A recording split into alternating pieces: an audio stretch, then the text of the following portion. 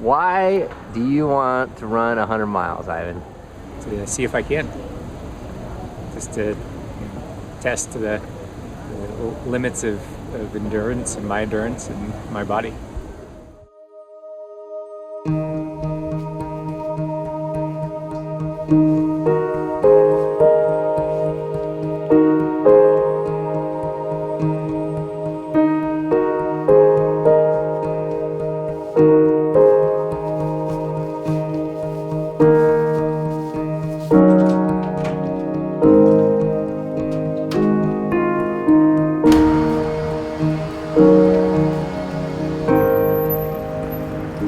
I'm Ivan Zinn. I'm 40 years old. I live and work in New York City. I started and run an investment management firm, a little bit more than 30 people and $1.5 billion under management, and I'm an ultra runner. I run a lot in Central Park. I think I've been to every nook and cranny and unpaved, paved trail, every section, but it's as big as it is for New York City. It's a pretty small place when you're talking about running 6 or 20 miles for that matter. I'm Kim Zinn, I'm Ivan's wife. When we met each other, he had just discovered trail running, and it happened to be, we fell in love and he fell in love with that at the same time, so I'm able to understand it to that extent.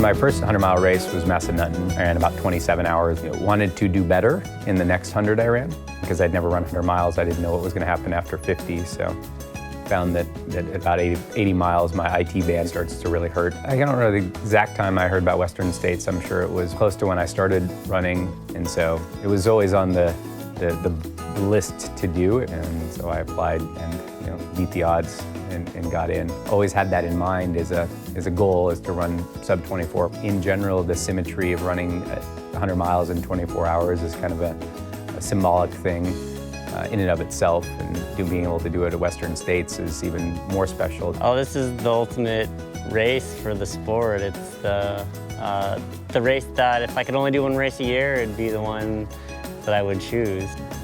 It's the Super Bowl of ultras. Ever since I started this sport, it's that one race that you hear of.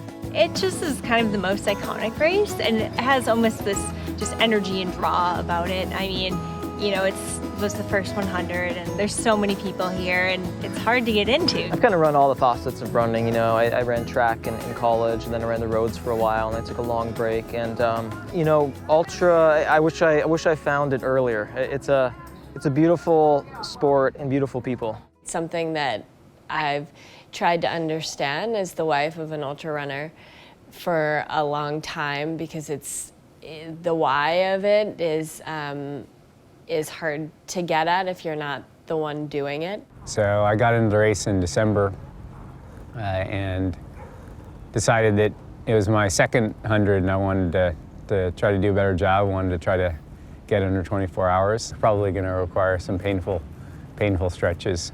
I'm going to have a lot of support out there. My dad and stepmom are coming out. I have 2 good friends from college. They're going to join me, as well as my sister. Those 3 are going to pace me.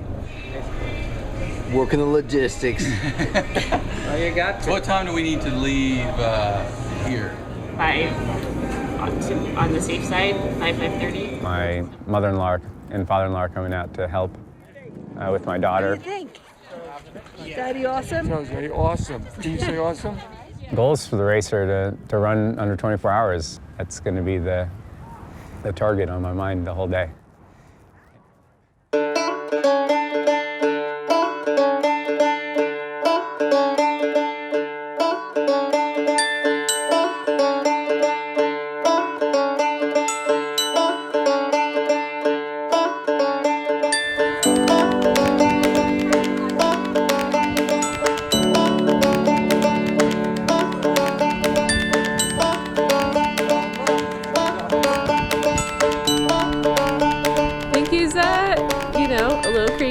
but his attitude and drive to get it done is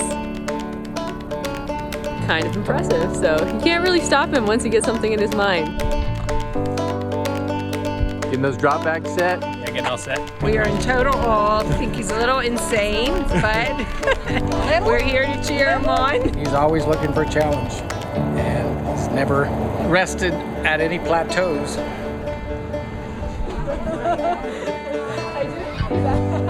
Wrong one.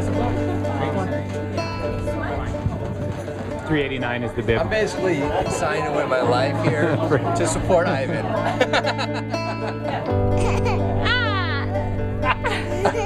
We love you, Dada. You say, I love you, Dada. Whoa.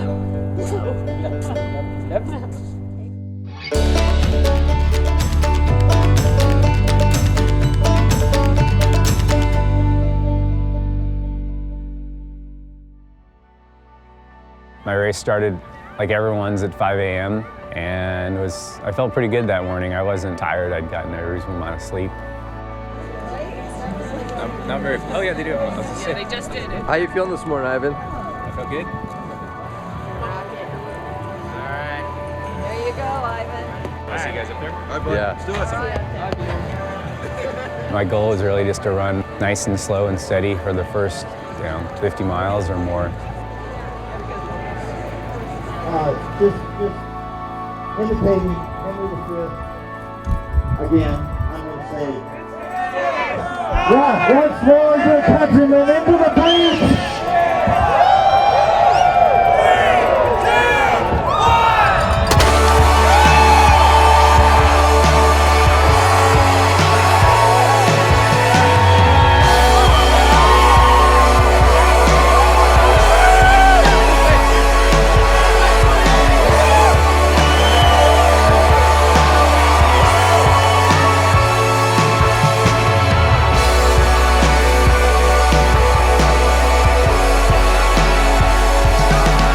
I started nice and slow. I had a nice run up the escarpment. It's beautiful. You look great. Number 3, number 4. Yeah. Yeah, that's good.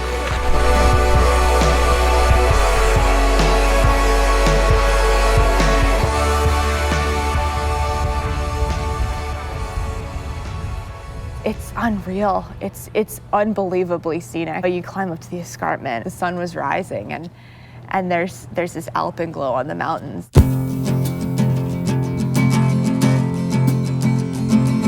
I really don't consider the race starting until mile 4.5. I feel like an old soul. I want to be up that escarpment with as little effort as possible. It's a long climb, and it's early in the morning. Can't get no sleep, can't just let it be. Like I'm walking on a tightrope. And I feel like a slow death. Got to the top of the escarpment and you get this beautiful view of the canyons on the other side, and the sun just come out, and so I really tried to really just relax as much as possible to Robinson Flat. I wanna go wherever you go, through the night, no matter where the storms roll, till the rising sun meets the morning. Wanna go wherever you go, wherever you go. We're at the Best Western Golden Key in Auburn, California. Off to meet Ivan. Hopefully we'll be on time at Robinson Flat.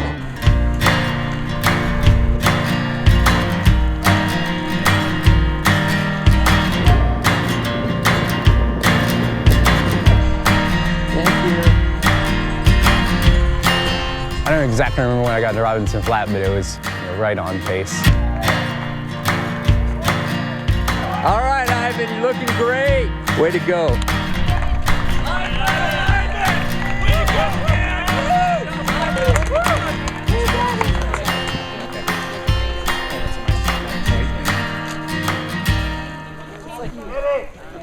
got to see my family. That was obviously the best part about it, was seeing my family and my crew. They had hustled out, gotten up there. Good? Yeah. You know, if I could catch them out there. Not yet.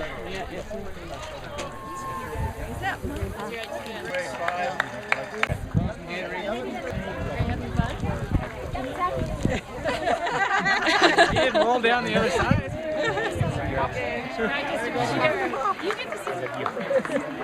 Okay, I'll see you guys. All right, way to go, Ivan.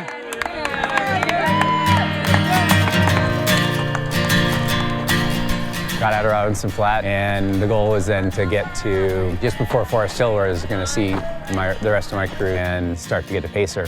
He was pretty focused all day when we'd see him out there. How you look? Not strong. A little hot, but good. Good spirits. Say hi to Daddy.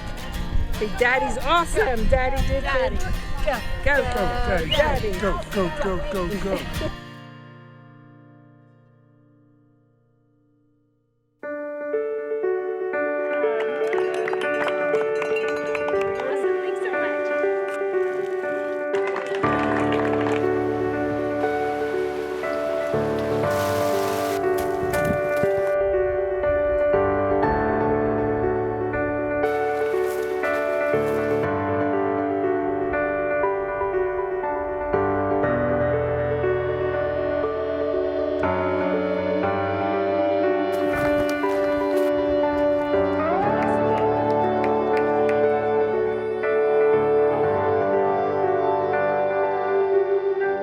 It's always great to kind of see the big first group of crew at Michigan.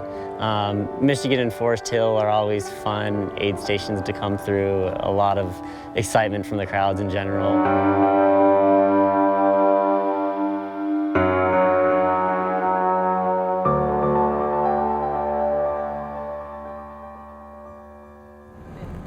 Back to Forest Hill Elementary. The essence of a crew member.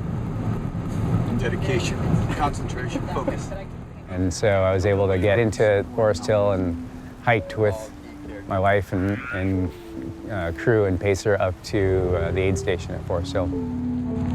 Sean, you're gonna have a great run, but then from 11 to 3, that's when all this will culminate.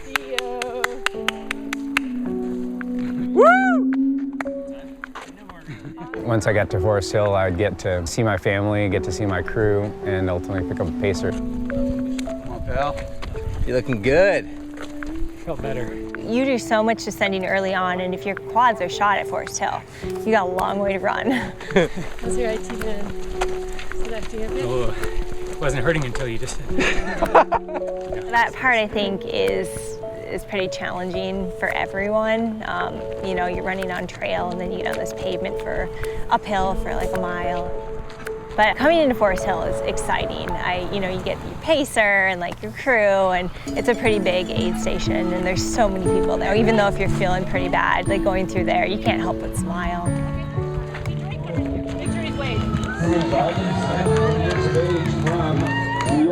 I knew I'd get a nice pickup there, and it was still, you know, still sunlight, still a nice time of day. Now the hottest part of the day was over.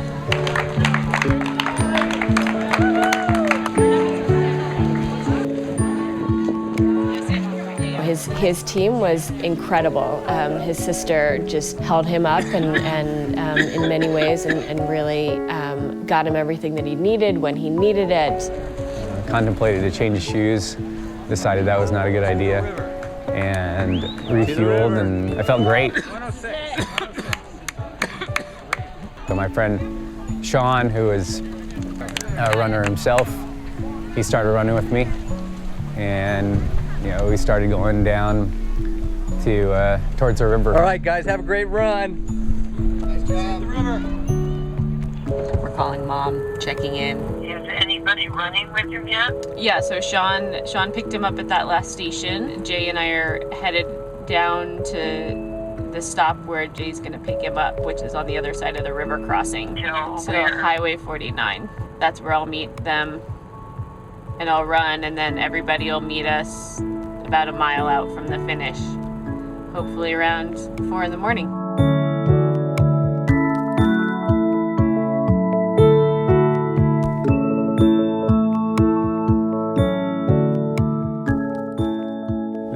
is, it's long in New York City, and it certainly requires a totally different mindset than being out on the trails. You're not, not relaxing in the same way.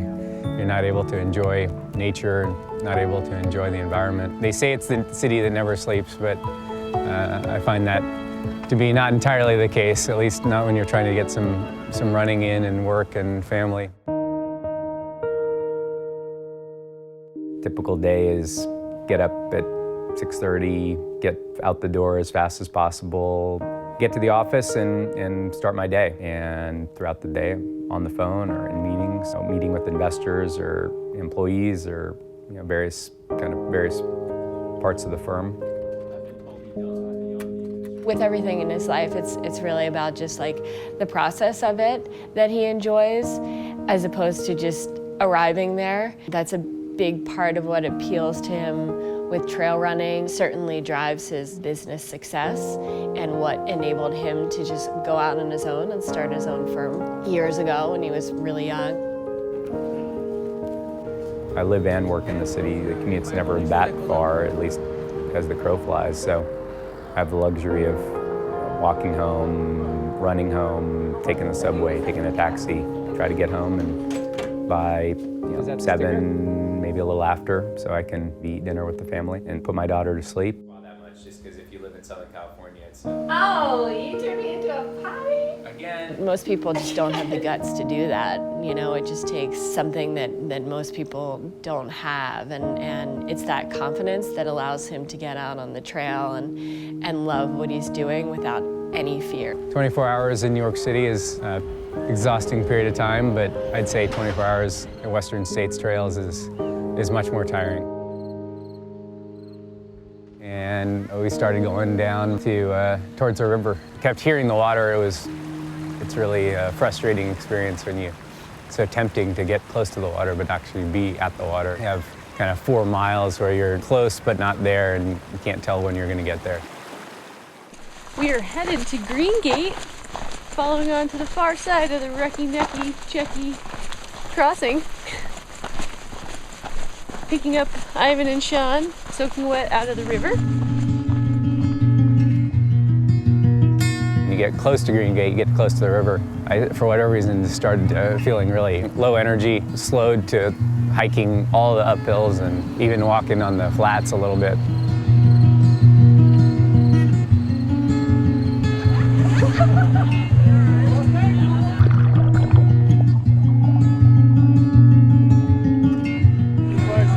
Finally dragged myself into the river, which was a really freezing experience at that point in my body. It was not in the mood to get in the cold temperature, but got across the water.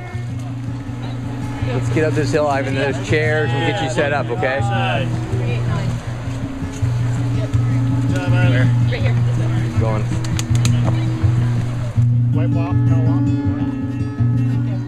I had 20 miles to go and had something like 5 hours to get there. Ever since Forest Hill, it was pretty obvious that I was kind of on the cusp of 24 hours, always having kind of a 5 to 10 minute margin one way or the other. All right. Good job.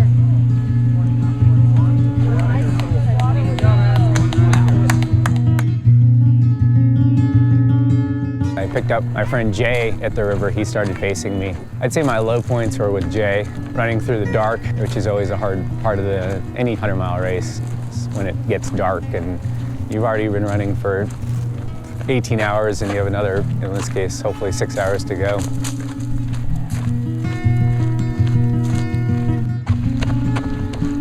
Do we have one aid station before you switch? Oh yeah, I'll get another one. Okay, I don't need the light in the field. Okay, sorry. At this point, we're getting to kind of the last 15 miles, and I'm really pressed for time, if you will. So come into Brown's Bar aid station, fill my water bottle up, get some Coke. I kind of do a double take. I see Howe sitting there. Well, you got to get up to 49, but then there's not much after that. I mean, that's the last crush. Yeah, and then you have a little bit more. Yeah, you'll have a little something out of the no hands aerobic, but you've done it, man. You've done it. Ivan, you're kicking ass. You have 10 miles. Get in. Let's go. Hey, hey, hey, the end is near. On a good day, you can see the end from here. But I won't turn back now, though the way is clear. I get to Highway 49 where I pick up my sister. So now we've got 7 miles-ish to go. Okay, you guys look great. My sister goes out and really starts to push me because she wants to be out there and make me get to the 24-hour mark. It was a tough 7 miles. He was struggling on the uphills, and you know, I didn't feel like I could really push him very much. Try to encourage him, but every time I said, "You're doing awesome," he's like, "I'm not doing awesome." Our nature does not change by will. In the No Hands Bridge, as you're coming down, they have all these lights on the bridge so you can see it, you know, as you're running towards it. At this point, we knew that it was really touch and go in terms of the timing. Get to No Hands Bridge, and at this point, I'm not even stopping to get water at the aid stations. I'm just running through them. So cross the years and miles and through. On a good day, you can feel my love for you. Towards the end, I was getting updates from all of his pacers at least every 5 minutes up until the final mile. The announcer at the finish line, we heard him from the broadcast say that we have one final runner. It doesn't look like he's going to make it. And everybody, all the me, myself, and the locals, we were all watching, and they were saying, I don't think it's going to happen. It'd be virtually impossible at this point. And that was exactly when he showed up.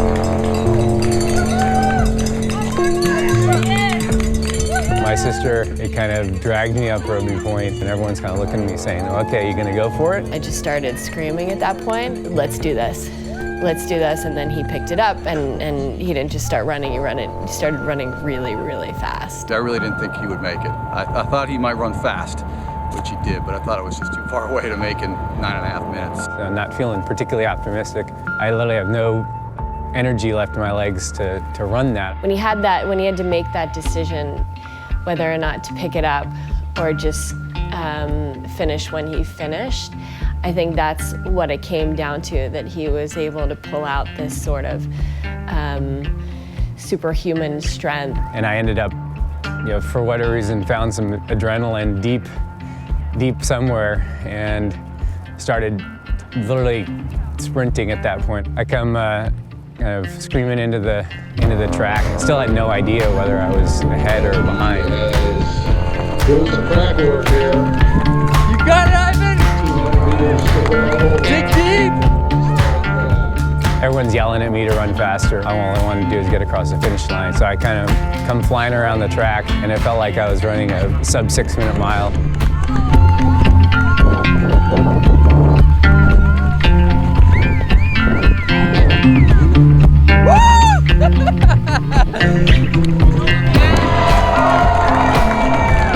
Ivan Zinn of New York City, last silver finisher, unfortunately 23:59:19. So he's number 124 with 24 silver buckles today. Congratulations, Ivan. Strong finish. Got in from Roby Point in 15 minutes. Has the progress. As I've been able to reflect back on it, it's, you know, pretty special because everyone was there with me. Everyone was able to see me really dig deep and find some reserves that, you know, I'm not sure I knew I had.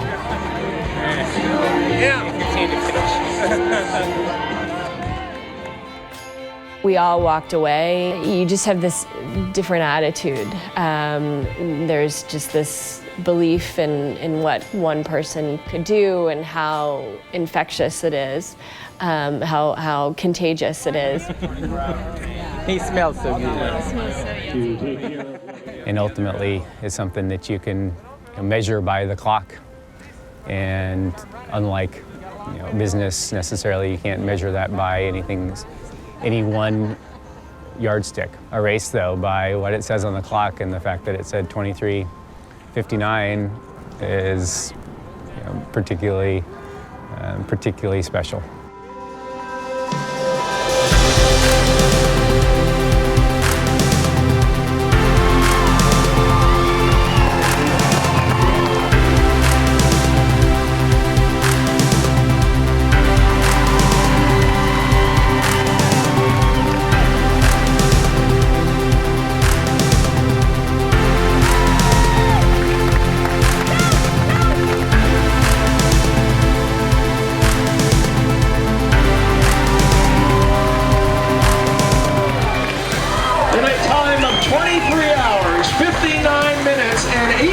Seconds from New York, Ivan Zinn.